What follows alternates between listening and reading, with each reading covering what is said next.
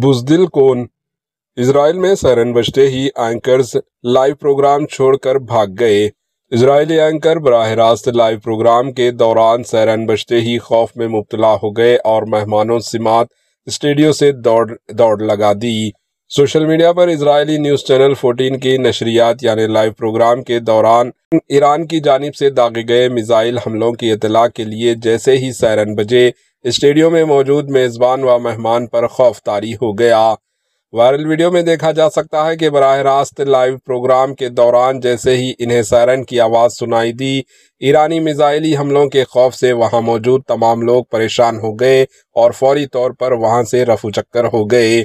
اس کے برعکس کچھ روز قبل ایران کی سرکاری ٹی وی چینل پر اسرائیلی حملے میں اینکر سحرا امامی نے کمال جرات کا مظاہرہ کیا اور حملے کے باوجود وہ خوفزدہ نہیں ہوئی بلکہ تھوڑی ہی دیر بعد دوبارہ اسٹوڈیو واپس آئی اور لائیو پروگرام شروع کر دی تھی۔ Bureau report AHN news.